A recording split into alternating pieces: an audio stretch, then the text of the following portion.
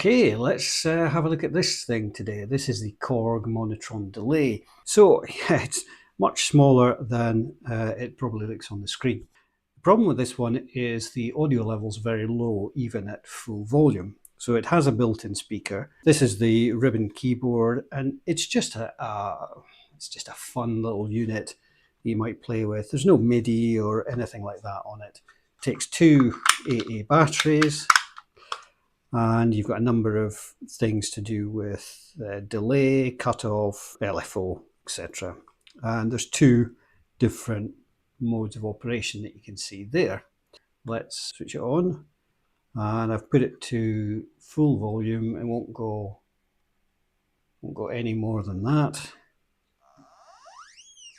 and it's quite low. Now I do have another one that's fully working. This is my own one, and if I just adjust this, actually if I adjust them all to be the same, okay, you can hear the difference.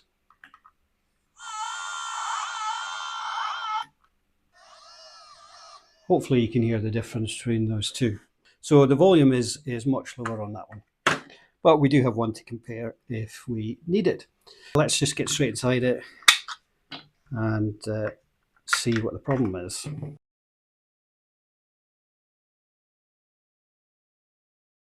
Now, interestingly enough, Korg actually provide the schematics for this online, which is quite unusual, and I think they should really be applauded for that. So we have a ribbon cable here.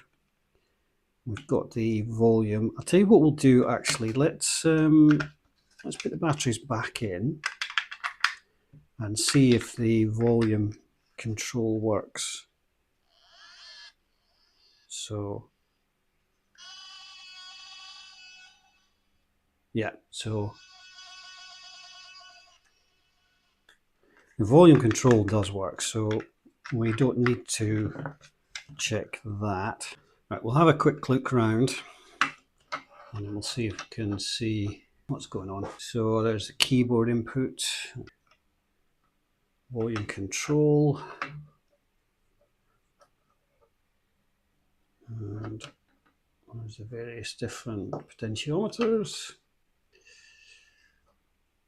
Not quite sure what that is in there or why it's covered in that kind of resin, but a couple of transistors in there. Hopefully we don't need to take that off of there. That's the battery input. Looks like a positive battery. Some capacitors. And what's that? 6111A2. I think that's the audio amplifier. Might be wrong, but and then I'm not sure what that one is. That could be something that does some of the audio, but I think that one's the amplifier. So we'll start with the amplification side of it. And what we'll do is we'll maybe look at the inputs to the amplifier. So if we work our way back from the speaker, we have the speaker wires. So we should go from the red wire to R86, which is here. And we do. The other side of this resistor, it should go to the negative side of C43, which it does. And then from the positive side, it goes into here. So if we look at the positive, let's move this over a bit. And it should go to pin 1, which I think is this one. And it does. Let's check this capacitor here. Okay, so let's see what we can get here.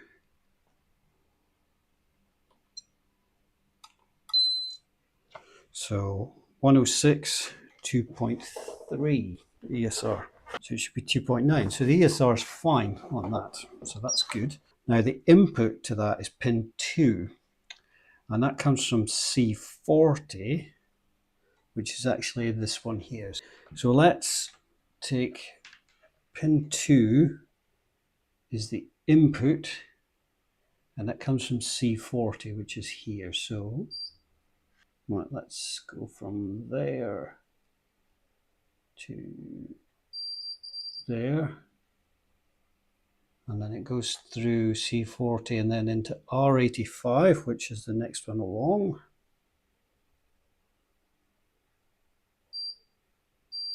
Which is, it does, and then goes into R84, which is the next one along. So I think these should all be good because we are getting sound. Now there's two outputs from this, pin 1 and pin 7. So pin 7 goes through C44, which is this one here. So let's check that with the tester. Just zoom out a little bit. And so this is this one. So this is also the same, I think. We'll check the thing in a minute. Oh, let's try that again.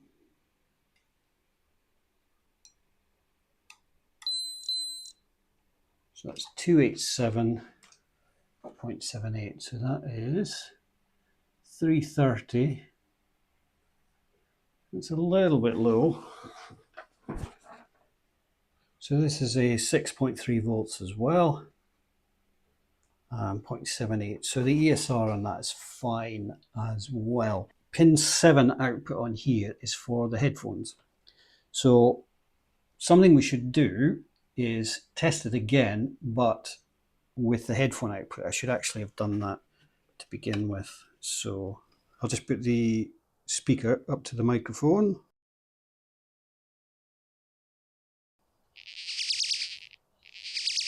I can assure you that it is full volume. We're down to the amplifier itself. This is the perfect time to use my Logic Pulsar. Now you may have seen this on other videos. So we'll test pin 2, which is the input.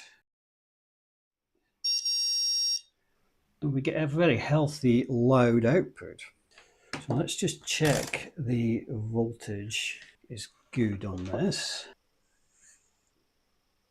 We've got there 5.1.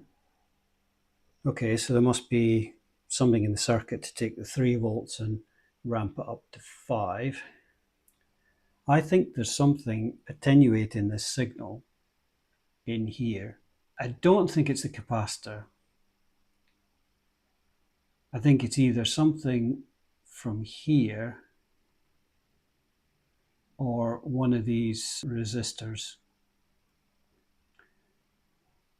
So if we get scope on these 2 pins, let's see if maybe on pin 1 the signal's attenuated for some reason. So this is pin 2, so this is the unamplified signal.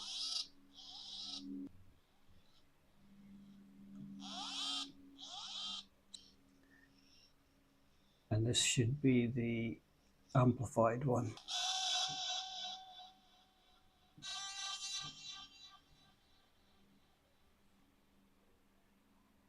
So I think what we need to do is try the other one. We can take the other one apart quite easily.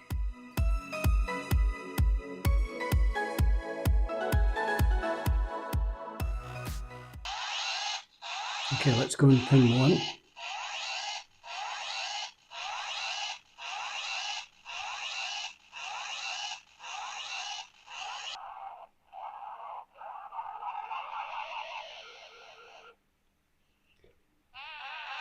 What an amazing thing.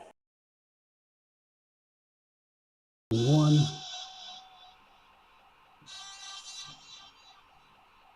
I've got to think it's the amp. So I'm going to take a calculated risk and replace this, but I'm going to remove this top bit to give me a bit more room.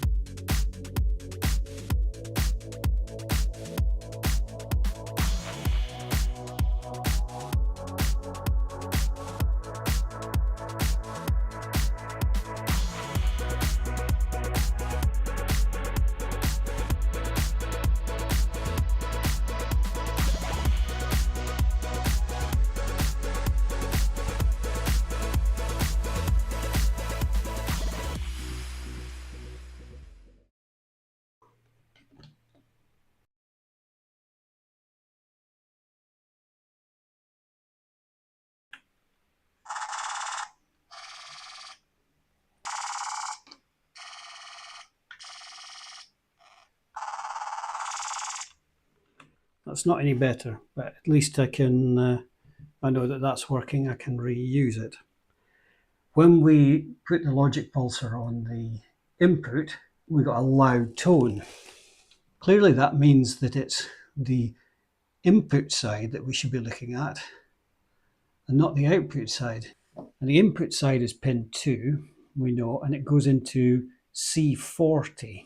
C40 is this one here. So we'll get the logic pulsar again, we'll hook it up, and then let's go on the signal path backwards until we get to a point where we're not getting a loud signal. Okay, so if we go on pin 2 again, let's zoom in.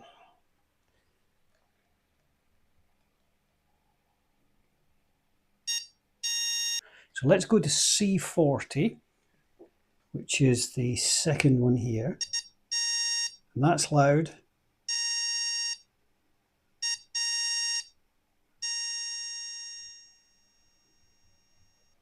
Interesting. So C40, let's zoom out a bit. So on this side of it,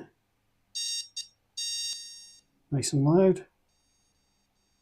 This side, not so loud.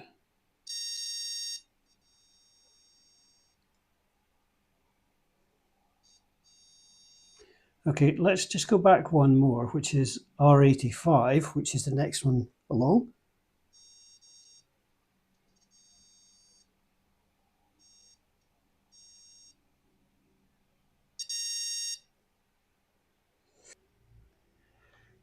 Okay, so does that mean that that capacitor is bad? This one is the one that we're having some issues with. I wonder if we take that off and let's replace it with something else. I don't know what that something else is at the moment, but let's do that.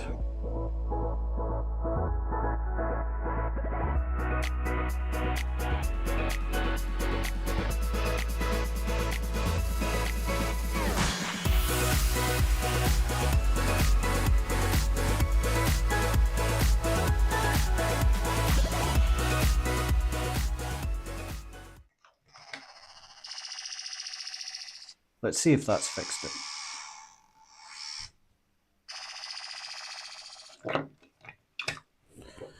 No. Okay, let's try this again. So, okay. Okay, that's changed. Right, okay, so this one now. So that is R85. Let's see what R85 is. So R85 is a 22K. So let's see what it actually comes out as. Now we're measuring it in circuit, so it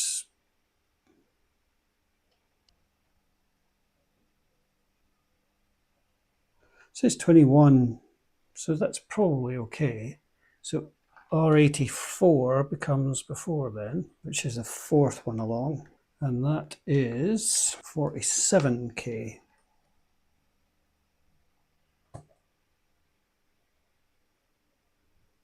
So 46.6. I think these two resistors are okay. I'm not going to take this one off. I wonder if there's something even further back that's causing an issue here. So if we look at the 324N and we go to pin 8, we get a low sound. I don't know if you can hear that.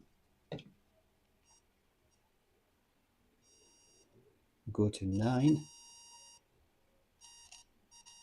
get much higher, and 10 is full volume. Now, I wish I had a second one of these. Interestingly enough, when you go to this one, we go to pin 8, we get nothing.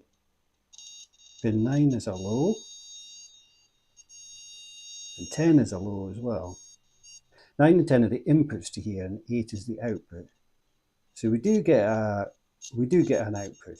So the only difference is pin 10. So let's follow pin 10. It goes to a 2SK433.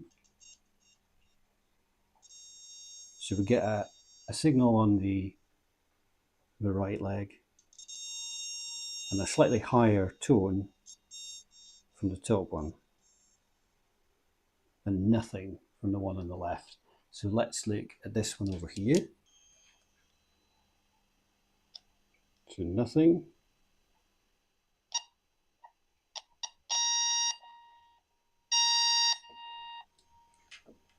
So that's different as well. These two resistors here are the gain for the amplifier. So R85, which is that one, and R84. Now, one thing I found out was, if we zoom out a bit, if I do that, you get this noise. If I just short this out,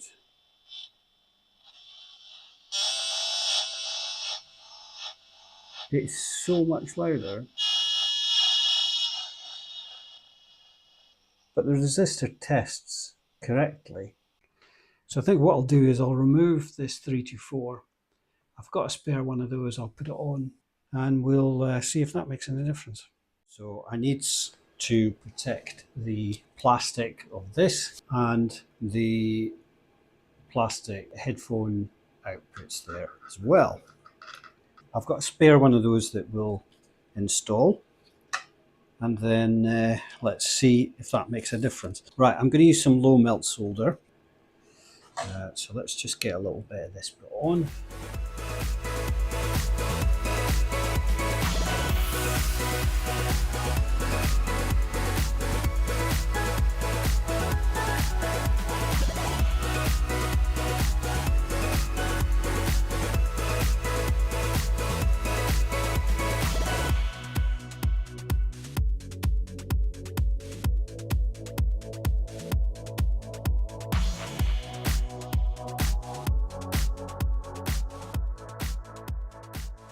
Right, the moment of truth.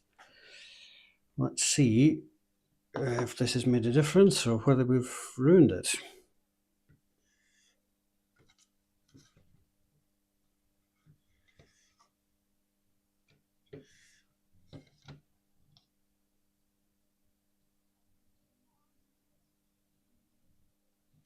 Well, there's no volume there at all now.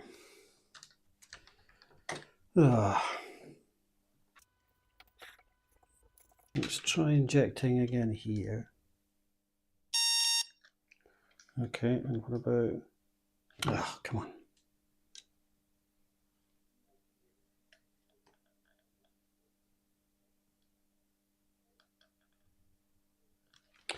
I wonder if that thing's just not connected properly.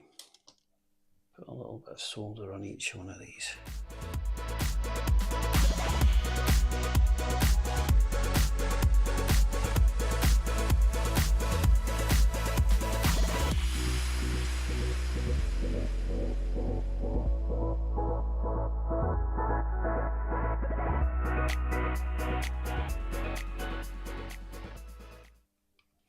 Looks okay, doesn't it? That's this one. Some of them have got a little bit too much solder on them, but they all look connected now. Back on.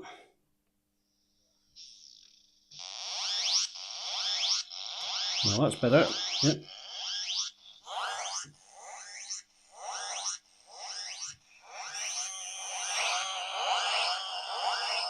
I have to say, okay.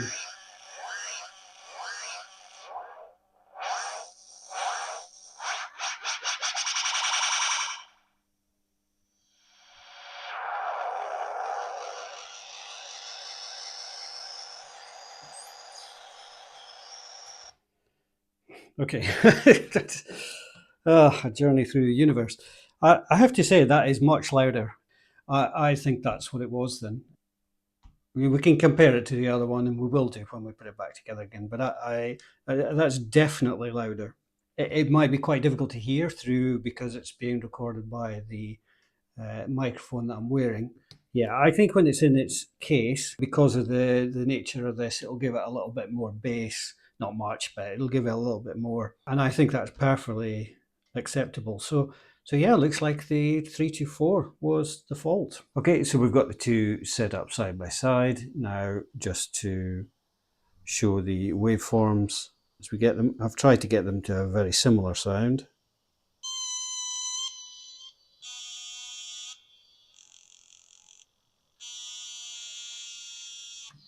Okay, so you can see that one. Let's get on here, pin 1 again, which is the amplified signal.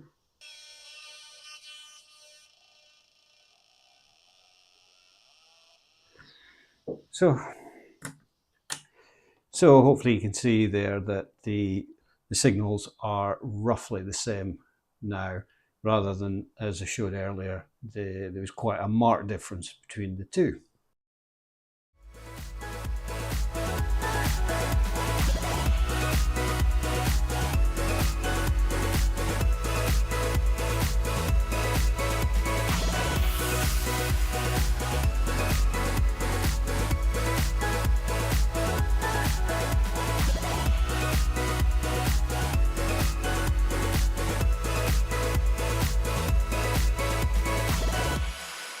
Okay, and here we are. So both are now up and running, and very pleased I am about that. Put this one on.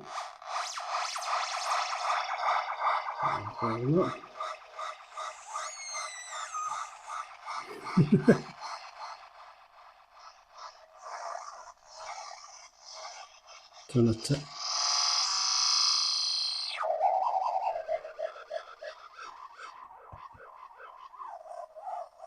What a weird thing.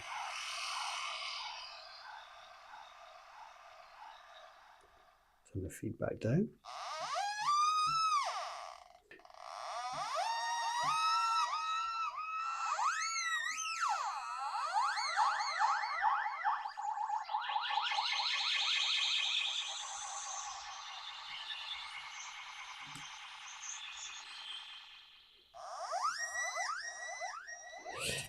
Okay, so it just seems like it was that LM324. We did muck about with some of the resistors that came out of the amp, and as you could see, we used the Logic Pulsar to test. The Logic Pulsar is really good for audio-based stuff, and as we could see when I was probing on pin 10 on this one, we were getting quite a low noise, and on this one we were getting a high.